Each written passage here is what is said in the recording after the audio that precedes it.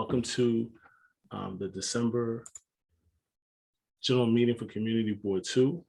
I want to remind everyone that the meeting is being recorded. For those of you who may not know, I am Lenny Singletary. I serve as Chair of Community Board 2. Our first Vice Chairperson is Mr. Leonard Jordan, and our second Vice Chairperson is Barbara Zala-Gringer. And with that, I welcome you to Community Board 2. Has everyone had an opportunity to read the agenda tonight? Are there any edits or corrections that need to be made? Seeing none, hearing none, can I ask that everyone acknowledge by approving the agenda, either by waving their hands or saying aye? Aye. Aye. Aye. Great. Has everyone had a chance to review the minutes from November 10th? Are there any comments or corrections? Should anyone have any, please submit them to the board office so that the secretary can make the proper adjustments. Hearing none, I entertain a motion to accept the minutes from November 10th. Mr. Meyer, can I get a second? Mr. Jordan, all in favor, either raise your hand or say aye. Is there anyone opposed? Any abstentions? So moved, thank you.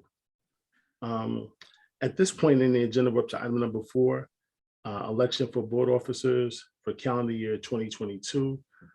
This year, we've changed up a tad bit in the sense that we asked Mr. Brandon Smith to serve as chair and then had Mr. Quint serve as vice chair, which has usually been the other way around, but we're trying to get this proper succession plan in place.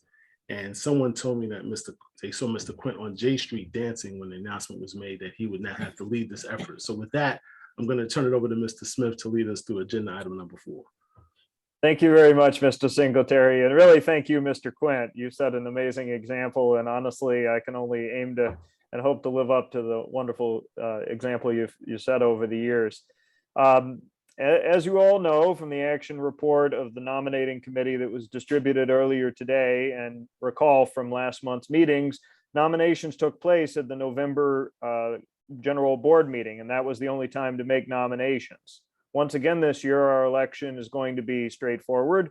As Mr. Quinn acknowledged last year, our electoral college is just going to remain one. Since we have only one nominee for each office, there's no need to poll the board. Pursuant to the bylaws, I will announce each of the nominees and ask the secretary to be the only person voting to elect each of them, including herself acting in her ministerial position. Please hold your applause. The only nominee for chair is Lanu Singletary. There not being any other nominees, I call on the secretary to cast the vote. Pursuant to the bylaws, I cast the vote of the entire board for the election of Lanu Singletary to the office of chair. Thank you. The only nominee for the position of first vice chair is Leonard Jordan. I now call on the secretary to cast the vote. Pursuant to the bylaws, I cast the vote of the entire board for the election of Leonard Jordan to the office of first vice chair. Thank you. The only nominee for the position of second vice chair is Barbara Zala-Gringer. I call on the secretary to cast the vote. Pursuant to the bylaws, I cast the vote of the entire board for the election of Barbara Zala-Gringer to the office of second vice chair. Finally, the only nominee for secretary is Jessica Thurston. I now call on the secretary to cast the vote. Pursuant to the bylaws, I cast the vote of the entire board for the election of Jessica Thurston to the office of secretary. This concludes the committee's report. Thank you very much, and congratulations to all of our returning leadership members. My sincere thanks to the nomination committee, 1, for accepting the invitation to serve, and then 2, for the way that you professionally moved us through this process. I also want to thank each of you for allowing me to serve as chair, and then my colleagues on the leadership team, Mr. Jordan, Ms. Zala-Gringer, and Ms. Thurston. Thank you all for your confidence.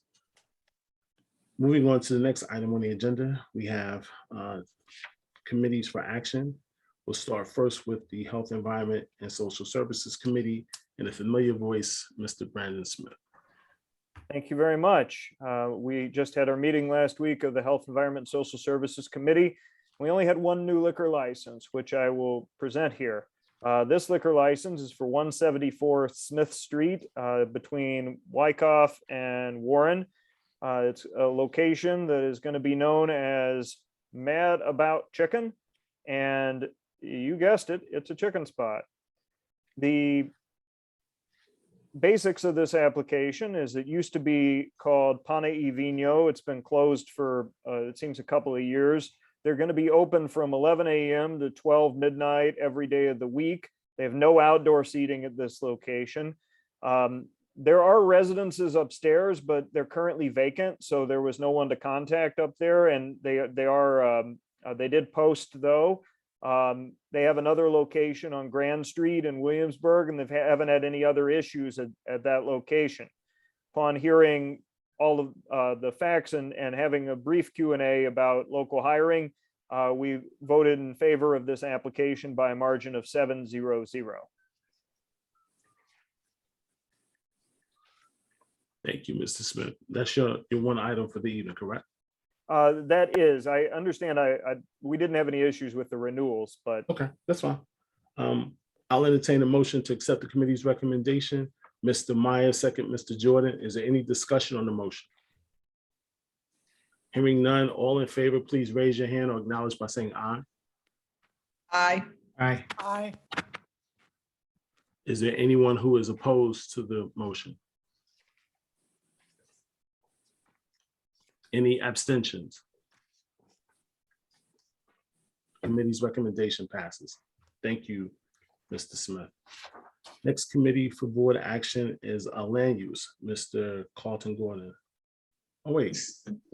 Yeah, I'll say this is actually a joint thing, and I'm going to leave the bulk of Yeah, it to so how Betty. Yeah, I got it. So how Yeah. about this? Let me ask you to be a co-star in this case, and let me turn it over to Ms. Fibers, because I believe for this particular item, the Youth Right. Education and Cultural Affairs Committees have more involvement on this topic. So let me ask Ms. All right. Fibers to lead us in this second item for action.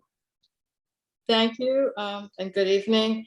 So we got invited to opine about this topic during the community forum section. So it was not on the agenda for a vote. So I just wanted to share that. So after hearing from the community activist who has spoken many times on the abolitionist plaza, our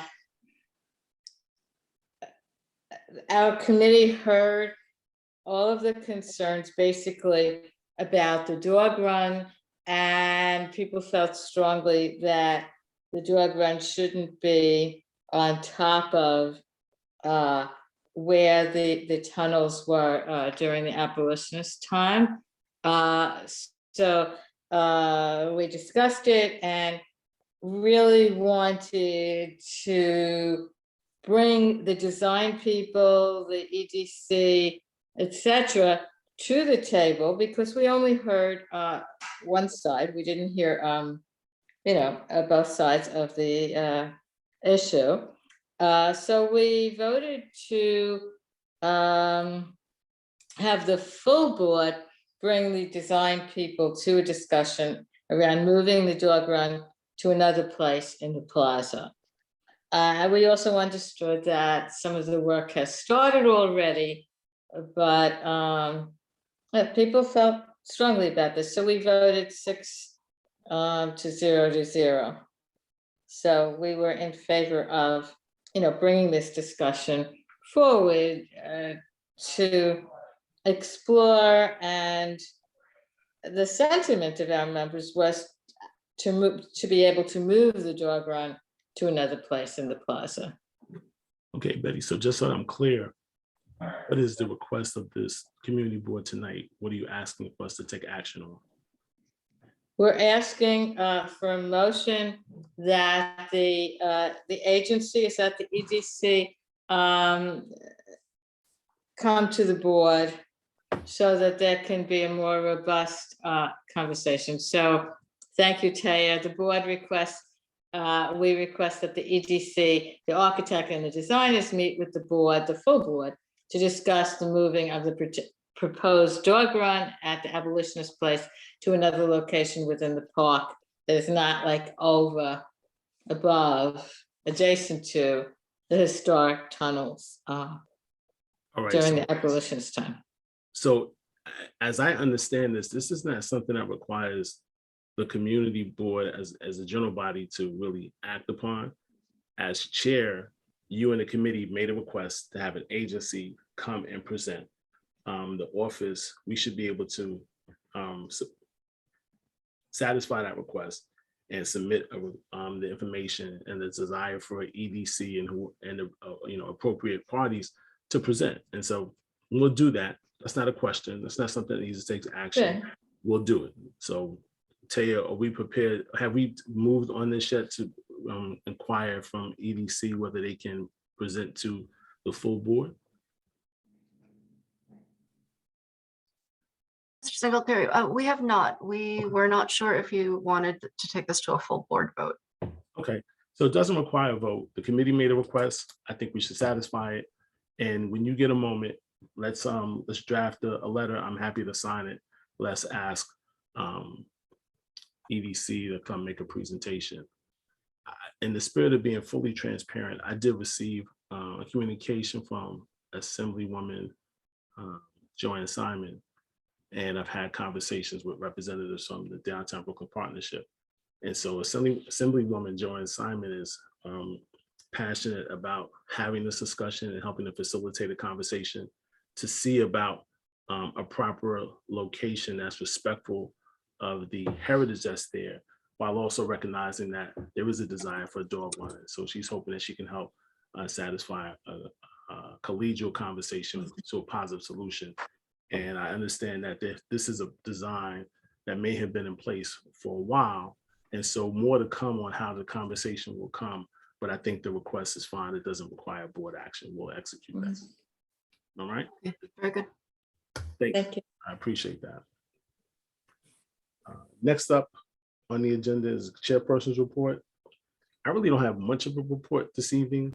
What I really just want to communicate to everyone is a sincere thanks for your support and allowing me to serve as chair. But I also want us to think about ways that we can be more in tune with the thoughts and desires of the community we represent and serve as community board members. As was mentioned in the previous board meeting, we have received an audit from the Comptroller's Office, a very thorough audit. I received that and I'm still going through it. And there's certain aspects that are required of us as per the charter. Now, unless someone is an expert and intimately aware of the charter, there are a lot of things of the charter that are required that may not have been in practice or commonplace for us. Doesn't mean that we can't review it, make changes, and enhance and create an environment that's more friendly and accepting of the community and the public's input. While we are charged with being that representative for the communities we serve, sometimes it is an added benefit to hear directly from the community. The office and I will continue to review the information of the audit along with the executive team, and then we'll come back to you with the findings and a road for the future as we continue to review that audit process. Mr. Howell, did I see your hand up for a question? Thank you, Mr. Chair. I was just wondering if the audit is specifically for Brooklyn CB2 or for multiple community boards in the city. Good question. The audit that I began to read today was really covered around the Brooklyn community board. So there are 18 community boards in Brooklyn. There were instances where for certain topics, certain boards were called out, but as a whole, it wasn't just about CB2. We were part of a larger audit of the community boards in Brooklyn. Thank you. Sure, no question. So again, like I said, I didn't have a large report tonight. Most of the items we have addressed in the past, and that concludes my report. Mr. Gordon, you have a question?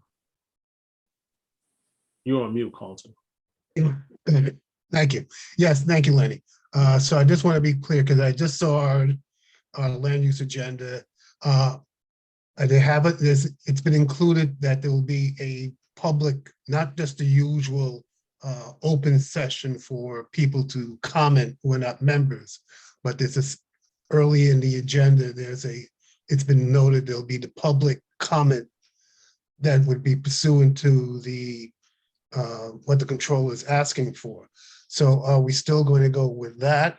Are we still going to be asking for public comments on each item? Where do we stand on that, Lenny? So right now, we're a little tentative about what the direction is. I'm still reading the findings of the audit. There, in my interpretation, there are areas there that are a little bit conflicting in the way that the audit has been designed for how you address public participation.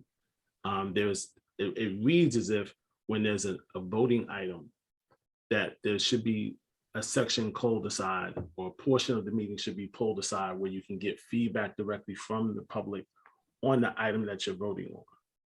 But it also suggests that you're supposed to just have a section for the public to be able to speak.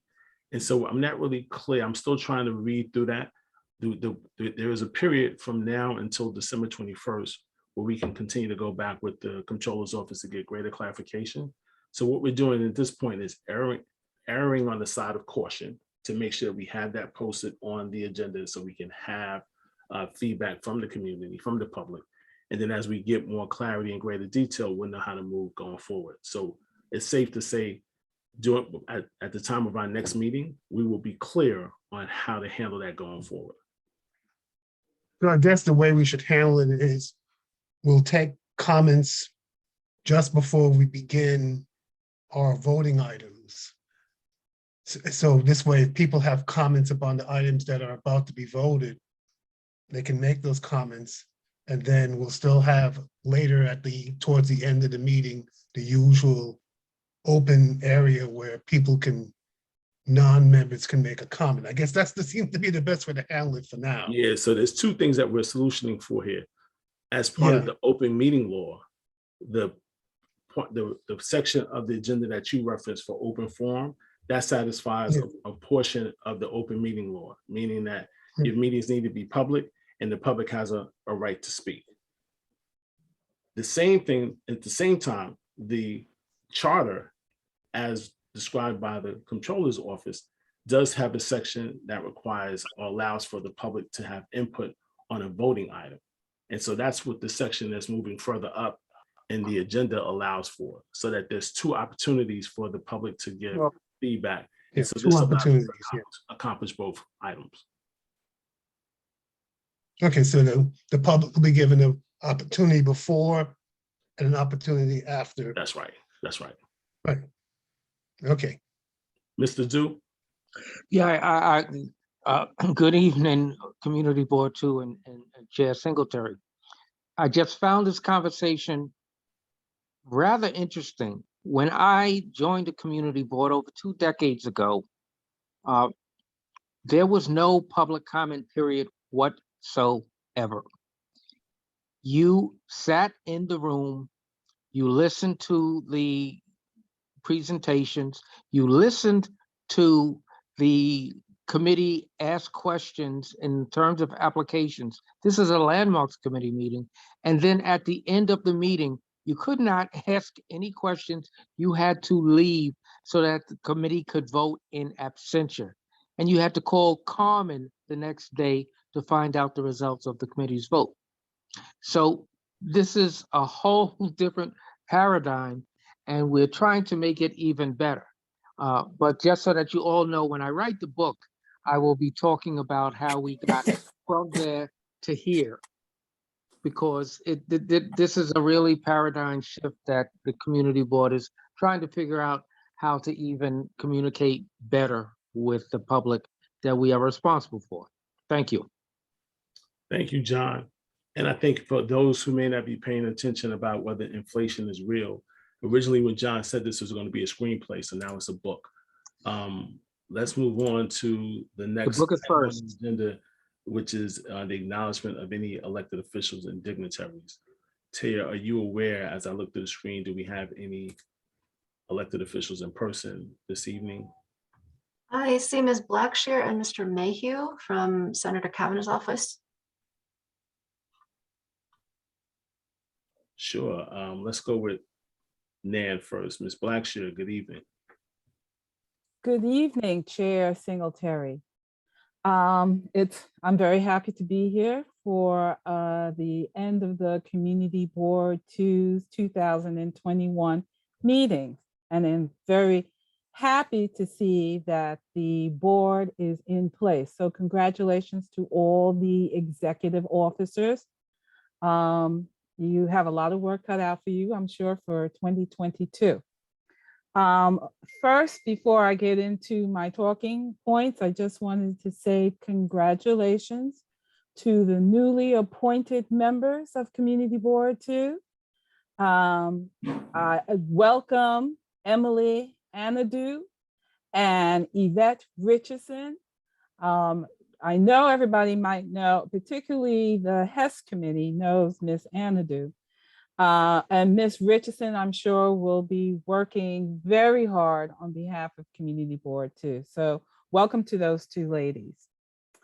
As far as talking points are concerned, it's just a very big thank you that I convey to you and all of Brooklyn on behalf of Brooklyn Borough President and Mayor-elect Eric Adams.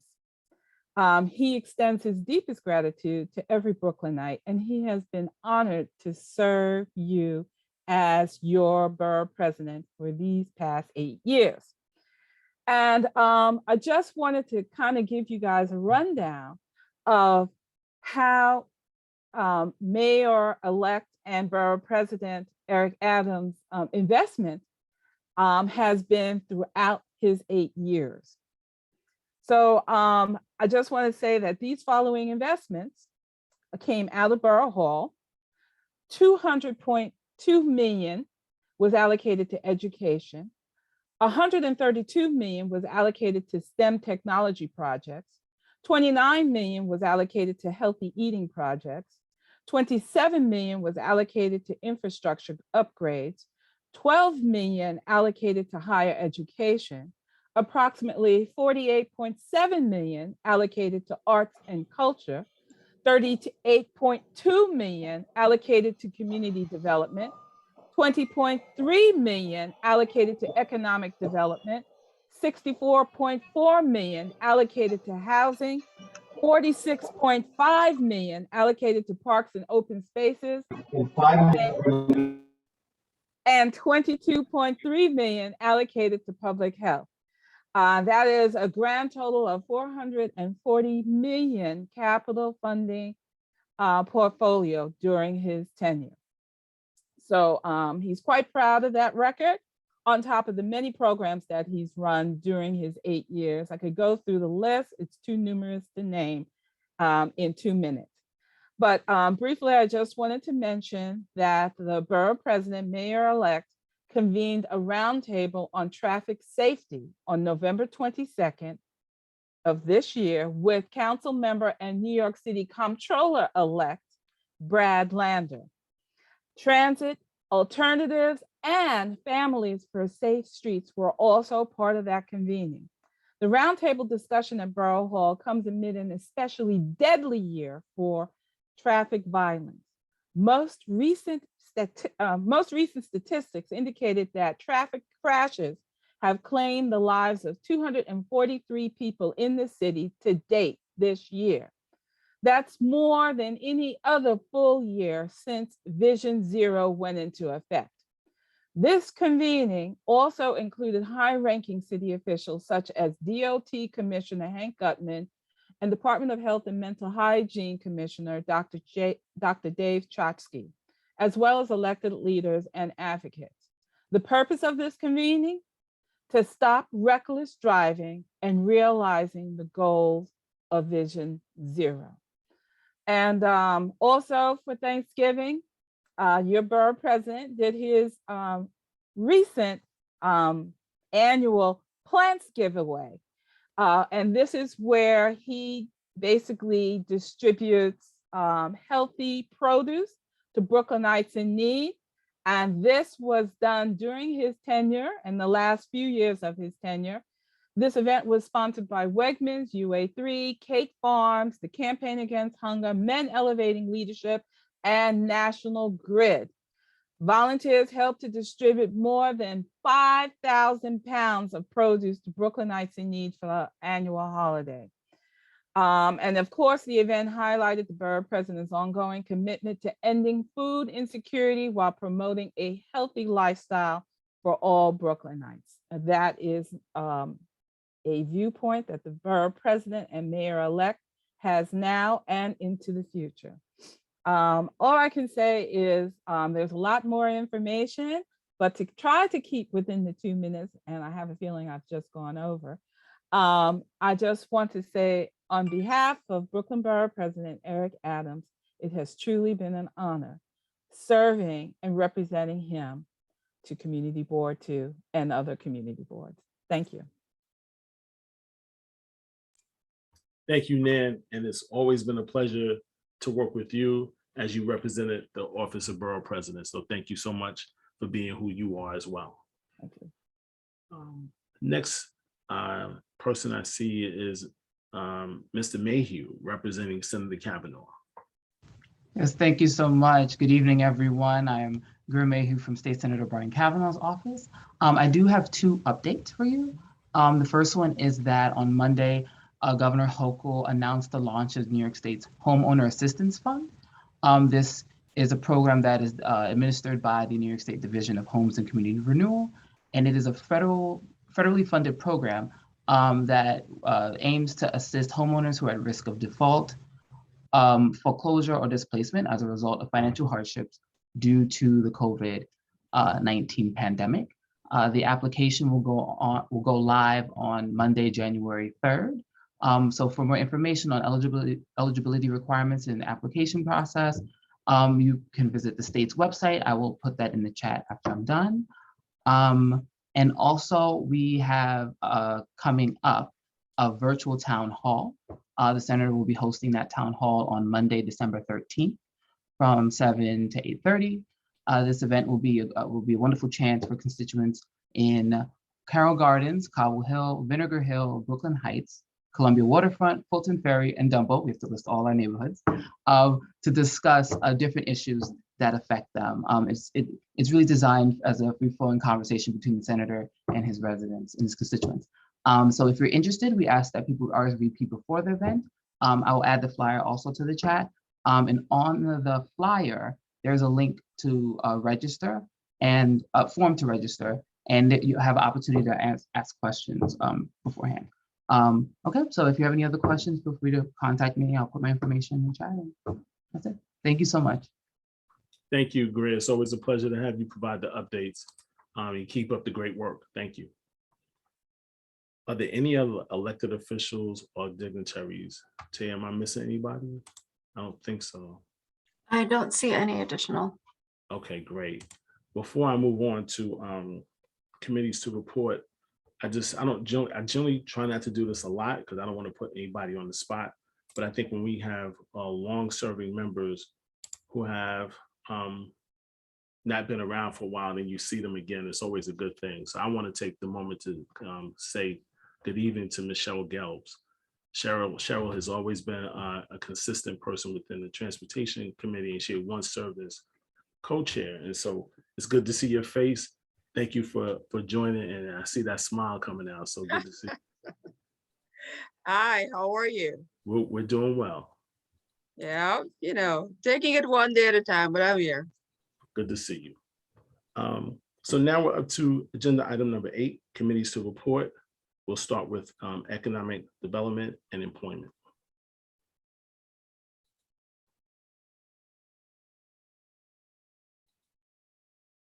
Sorry about that, I was on mute. Thank you, Chair Singletary. I want to introduce also my co-chair, Ms. Denise Peterson. Okay, she has been a very good assistance to me on this committee. We had a presentation by the New York City Independent Budget Office. The Deputy Director, George Sweeting, actually was the presenter. I recommended that all the chairs and co-chairs of different committees actually attend this meeting for a couple different reasons, mostly because the information that was provided to us was something that was we could definitely use when we actually prepared to do the district need statements for this district. One of the other things I liked about this presentation about the Independent Budget Office is they are a nonpartisan resource for us. They give us the pros and cons to any budget options that are presently being presented to us, okay, from the different agencies. So I thought this was very good. Also, the budget, the Independent Budget Office, they gave us a snapshot as far as a forecast and a review of the 2022 budget. They also tend to give an analysis of the budget, both the preliminary budget and also the executive budget. Again, this is nonpartisan when they do this. They give us the pros and cons of what they see within those budgets. The other thing they tend to focus on are different aspects of the district and also actually of the city itself. They take a look at the economics of New York City. They look at the tax and revenues from New York City, how we are receiving funds as far as taxes and also other revenues. They look at the education aspect of what's going on throughout the entire boroughs. They also take a look at the environment impact that is occurring throughout the district and also through the boroughs.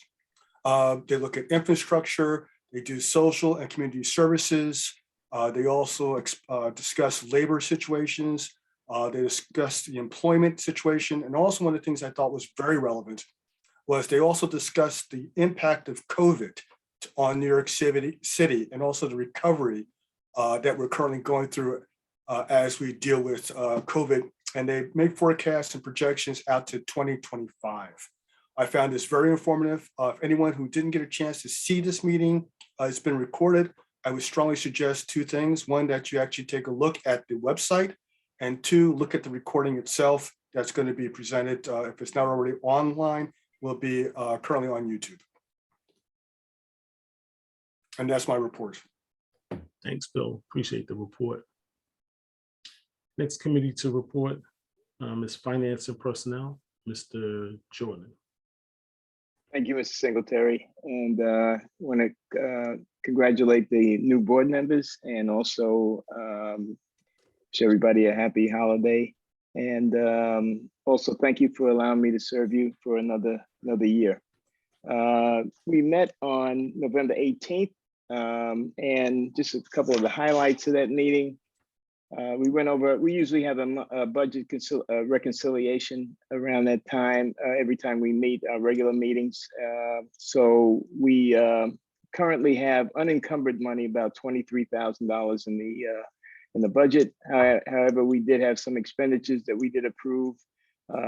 We renewed our Zoom licenses and also for large groups. We also renewed our Adobe and e-sign licenses that the staff can and Mr. Singletary can actually do a lot of paperwork electronically. What else? General office supplies. There was an expenditure for that also. So we also discussed, and we still have to get more information about this. Right now we're meeting virtually, but the cost to conduct hybrid meetings, or I guess broadcasting or cable casting, I think that's the term that they use.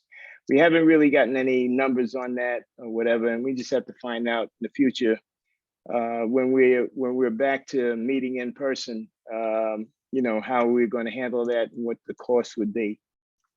So we're looking at that right now.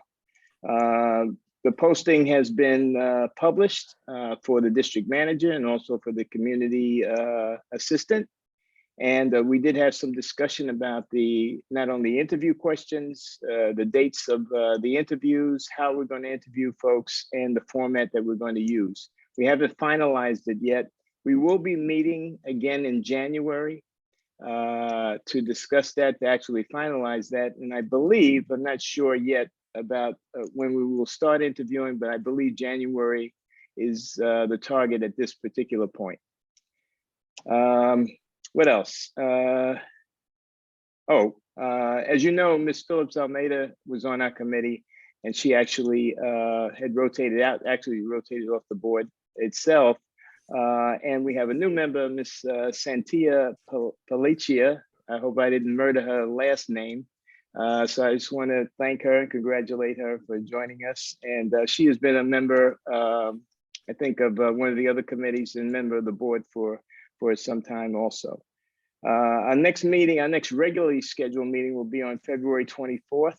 It's a Thursday. We also will be talking then about the budget that we're going to be presenting to the board, to the full board for your approval for the upcoming, that's fiscal year 2023, I believe. And that's all I have, Mr. Singletary. Thank you, Mr. Jordan. Mr. Do you have a question? You're on mute, John. Yes, I had a question for Bill Flanoy. Relative to the city budget, did you detect any allocation for the Brooklyn cantilever? Was there any defined set aside for that particular project? No, not that I saw. Okay. And for Mr. Jordan, when we resume regular meetings, are we expecting it to be a hybrid so that you can have both in person and meetings via the internet? And is that budgeted for? Yeah, that's well, I don't know exactly what we're going to be required to do, but we are looking for, how will we handle that and what would be the cost? Now, the hybrid meeting would be, I don't believe, let's see, well, there's two ways to do it, that the people that are on electronically can participate or not participate and just view it. So more to come on that, John. Okay. Thank you. Ms. Thurston? Yes, hi, Mr. Jordan, where are the two positions posted online? Do you mind sharing that URL? So when I get the URL, I'll take Yeah. that. I think the positions were posted as recent as maybe 10 o'clock this morning. So Oh, awesome. Great. trying to get those links so I can send it out to all the board members. That sounds So good. as soon as we get that, we'll send it out to the entire board. Thank you. You're welcome. Chair Singletary, may I qualify that response to Mr. Do, please? Sure. Okay. Mr. Do, the documentation is extensive. If you actually go to the website, you'll see it is pretty dense. Okay. I didn't get a chance to actually go through the entire document, the website itself. I would suggest that you might want to take a look at it yourself and see if you find anything about that. Okay, but I did not see anything about it, and I wasn't actually looking for it specifically. I was just getting an overview. Okay. Thanks, Bill. Thank you. Next committee to report, Parks and Recreation.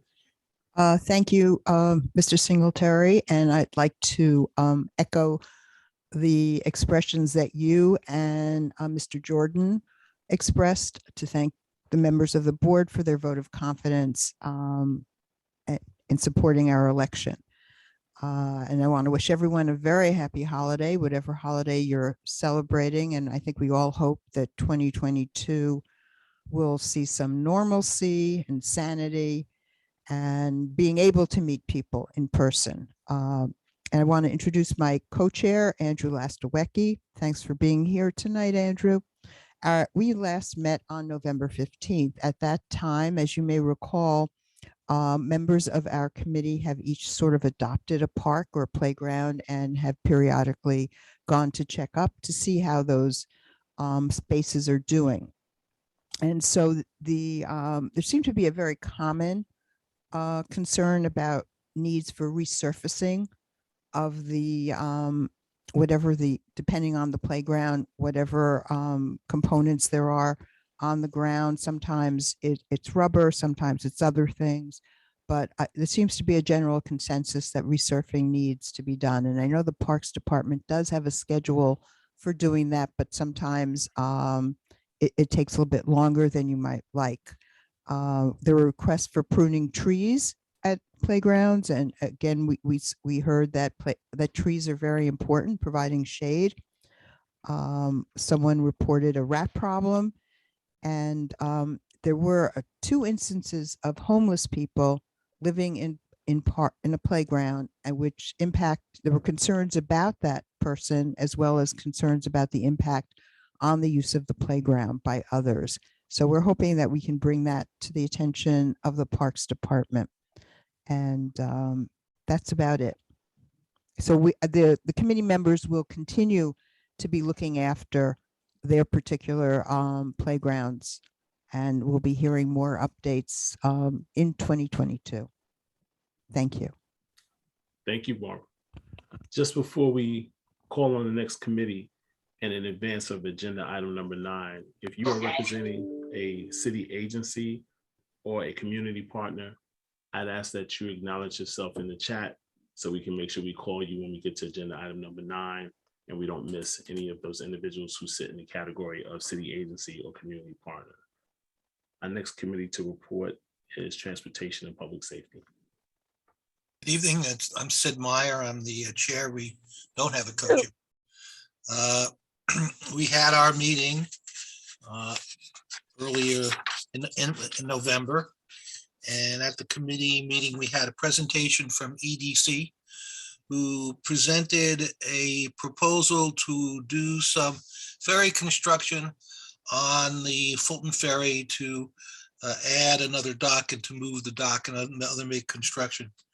It was an extensive presentation, but since they hadn't spoken to the people down in Fulton Ferry and the businesses, we adjourned that so that they would get that to discuss.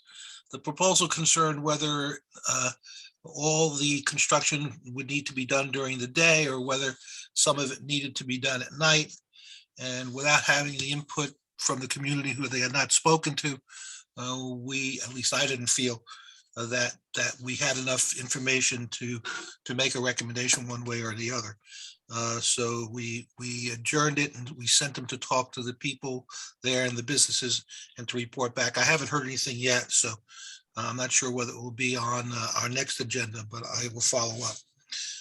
Also, we had some other discussions. One of the issues that came up were the St. James Tower and daylighting some parking spaces, removing so that people will be able to see coming out of the parking lot. I'm informed that I'm waiting for confirmation that in fact, the following day, those signs went up and at least one or two of the intersections were daylighted. I'm not sure about the third, so I'm waiting for a final report. So we'll be able to move on from that. So that will be taken care of. Our next meeting is on December 16th. It's going to be a relatively interesting meeting. The Downtown Brooklyn Partnership is going to be reporting on the public realm, which you may or may not know, suggests the closing of a couple of streets to vehicular traffic and making them to essentially expanding them all. And there will be a presentation on that at our meeting on the 16th. There will also be a presentation on a proposal for Gates, Green, and Vanderbilt to make that I'm not exactly sure if it's going to be a park, but it's going to be an area to honor the memory of the little girl who was killed last month, I believe, and that will be on the agenda for discussion. There'll also be a discussion on the section of Flatbush Avenue to remove some parking that exists there. So it's going to be an interesting meeting. You're welcome to attend. Barbara asked that we invite the Parks Committee people to attend. So the Parks Committee members and public members are invited to attend as well, since both of those two, the Gates, Green, Vanderbilt, and the public realm do have impact upon park. Thank you. Thank you, Sid. Appreciate that. Moving on to the next agenda item, we have city agencies and community partners. Taya, do you have any knowledge of who our community partners are? So, of course, I know we have the Brooklyn Public Library and the Brooklyn Navy Yard, but is there anyone else that you're aware of? I am not aware of any other partners. Please say hello if you are here and would like to speak. All right, so let's start with the Brooklyn Public Library. Hi, good evening, everyone. Yeah, can you hear me all right? Yes. Wonderful. Good evening, everyone. My name is Kat. I'm the managing librarian of the Adams Street Library, and I just have a couple of things to share. First of all, it's a very exciting time for BPL. On November 30th, 1896, the Brooklyn Common Council passed a resolution for the establishment of Brooklyn Public Library, taking it back in time real quick.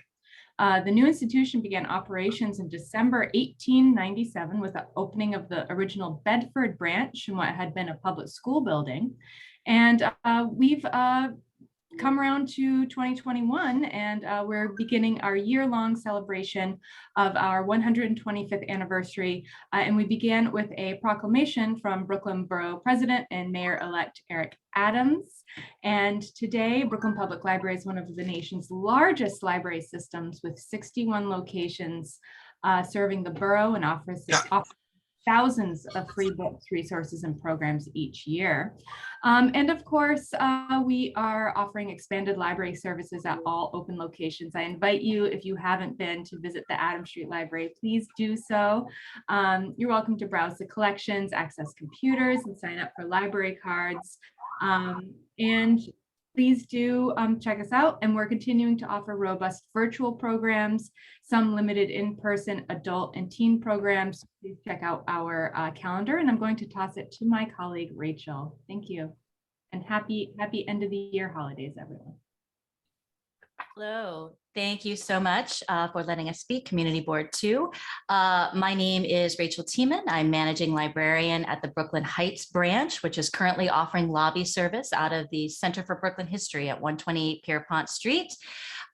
We are very excited. I'm excited to share a fun initiative this year that BPL is doing, which is Holiday Book Match. So Book Match is a service that BPL already provides where you can fill out a form online and a librarian will create a customized book list just for you based on your reading interests. And this year you can actually apply to have that given as a gift to someone else. You'll fill out the form, say that it's a gift for someone else, and the librarians will make a customized gift list for them. They will receive it as a gift, and you can even print out a PDF online of a little tag that you can accompany if you choose to purchase some of the books that are all part of the book match. So that's a really fun program. So if you're looking for a creative, original gift idea, let Brooklyn Public Library help you. And we are also continuing with virtual programming at our branch. We'll be having our local community theater company, Theater 2020. They operate out of Brooklyn Heights. You may have heard of them. We've been partnering with them for several productions, and they'll be doing a virtual radio show of A Christmas Carol this Saturday at 2 p.m. You can find it on our online calendar. And with no further ado, I will toss it on to my colleague, Bailey. Hello, Community Board 2. I just want to speak for a little bit about our grab and go kits that all of our locations offer. So they are for children, adults, teens. Everything is included that you need to make a really fun, cool craft. Check out our website for all the available locations. For us at Walt Whitman at 93 St. Edward Street, we put ours out on either Saturday afternoon or Monday morning, and they are gone pretty quick. This week we are doing decorate your own calendars. So getting ready for the new year, thinking ahead a little bit. Yeah, so that's something that we're offering. It's a first come, first served basis right now. Please check those out, come by our branch. And I have a bit of an announcement. This was my last community board meeting. I am moving to Roanoke, Virginia to be the lead librarian of their county system. So my last day at BPL is December 17th. And I really appreciated working with you all and working with my colleagues at the Brooklyn Public Library. I can't ask to work with better librarians. So thank you all, and thank you to my colleagues very much. Congratulations. Best of luck. Hopefully the weather is a little bit better in Roanoke, Virginia than it is in Brooklyn, New York, but you'll be missed. No, thank you very much. Happy holidays, everybody. Same to you. Is that it for the Brooklyn Public Library? Okay, great. Thank you. Next up, we have Ethan Mulligan from the Brooklyn Navy Yard. Hi, Chair Singletary. Thank you. Congratulations to the new members and the officers who were reelected. And before I forget, for the year, thank you to Taya and to the district staff for being so great and so helpful for me to come to the meetings and get the message from BNY to all the folks in the community. In the spirit of giving, I will give you back your time tonight. So I will be very, very, very brief. First thing I just wanted to talk about is the holiday market. It was this weekend at the Yard. We had over 2,500 people come through on the 2 days total. We had over 30 vendors, mostly Yard businesses, a couple community local businesses, a lot of sales for those vendors, workshops for adults and the kids workshops, free workshops on Sunday, and a pop-up ice skating rink. But even if you missed the holiday market, we have a site madeattheyard.com. And you can go on there, and those are all Yard businesses. So you can buy local, buy from a small business. We don't take anything off the top. It's just a platform for us to show the Yard businesses, and anything you buy, you'll link right through to the business's website to make that purchase. And there's several different categories. There's art and design, fashion, accessories and skincare, food and beverage, which is a big favorite, furniture and lighting, home goods and decor, retail and commercial design, and specialty goods and services. So if you're still looking for that gift for a special someone and don't want to worry about the supply chain, go to madeattheyard.com and you can get a gift from a Yard small business. Secondly, I just wanted to talk briefly about programming coming up. We're still doing a lot of hybrid stuff. So for an online program, we have Wallabout Design. It's a monthly series. Next Thursday, December 16th at 2 o'clock. Evan Z. Crane, he's an artist, designer, and fabricator on the Yard. He'll take you inside his studio, talk about his design concepts. He makes beautiful pieces, furniture, tables, chairs, stools that are very beautiful, but also functional. And then the other thing for programs, you can do Wallabout Design virtually, or you can still come to the Yard now. We do have tours going with Turnstile Tours, which is the best way to really get into the Yard and learn about it. There's 2 more walking tours right now online. I'm sorry, up on their website. You obviously come to the Yard for the tours. 1 World War II tour on, 2 walking tours, one on Saturday, December 11th at 1 o'clock, and another one on Saturday, January 22nd at 1. The World War II tour is Sunday, January 9th at 1, and there is an architecture and infrastructure tour, one more before the year's end. That's on Sunday, December 19th at 1 o'clock. So if you go to our programs page, the link is in the chat. You can sign up for that free online program with Evan Z. Crane, the furniture maker, or go on one of those tours. And then lastly, I did want to talk about the Employment Center. They're still doing great work, pushing through to the end of the year. Every Tuesday, they still have 2 sessions where folks can learn about the employment opportunities on the Yard. The 10 a.m. one is starting to go to in-person, but that's by invite only. And the 2 o'clock one will continue to be virtual. So if the link is in the chat, if you go there, you'll see the types of opportunities that are available at the Yard and how the Employment Center is still continuing to connect folks in the community to those opportunities. From the Yard, a big happy holidays and a very, very early Happy New Year, since we won't see you on this call until the new year. Thank you, everybody. Thank you, Ethan. Mr. Du, do you have a question? I have a comment. This is simply to announce that the Myrtle Avenue bid. So John, hold on. John, hold on. If you're going to represent the bid, let me come back. No, I'm not representing the bid. Okay. The Myrtle Avenue bid runs a food pantry program, and I want to thank the Brooklyn Navy Yard because they provide the bid space to hold all of the foodstuffs that we get to accumulate to deliver to the Fort Greene Public Housing and Atlantic Village. So this is a thank you to the Brooklyn Navy Yard for being so generous. Thank you, John.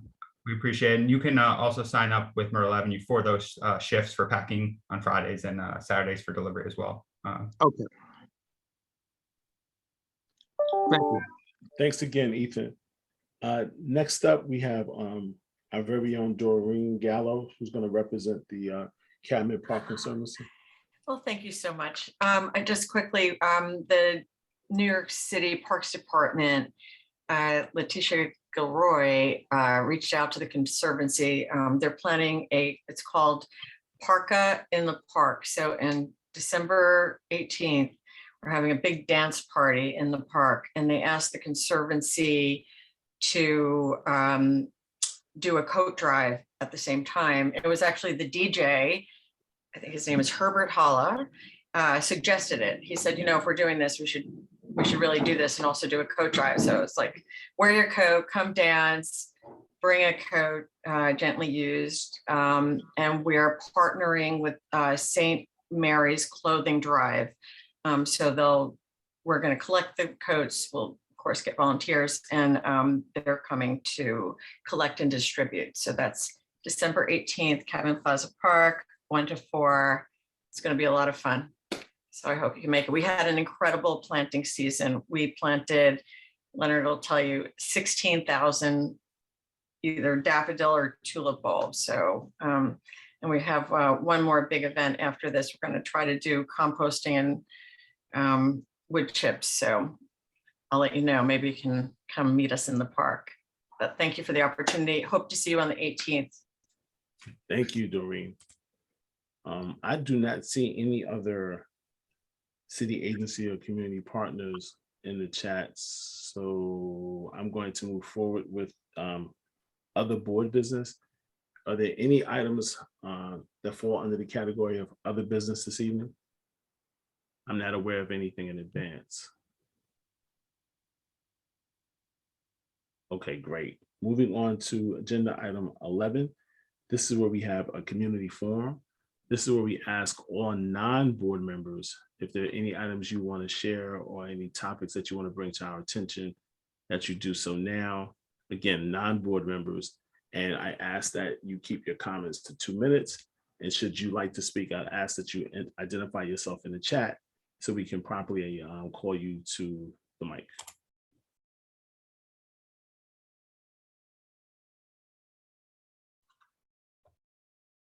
Chair Singletary, I see no hands. Okay, great. So before everybody runs out of this virtual meeting, let me just simply say, happy holidays. Please, let's be safe. We are not out of the pandemic yet. As you all know, I work at the Brooklyn Hospital, so I'm seeing some spike in numbers. I ask that everyone, let's please be diligent. Let's try to be as protective as possible of your own respective health and those of your family and loved ones. Let's enjoy ourselves. Let's try to be as much around family as possible, but let's be diligent, and be safe. Happy holidays. Everybody get home safe. Take care. Happy holidays. Happy holidays. Happy holidays, everybody. Thank you. Bye-bye. Good night. All right, Good night.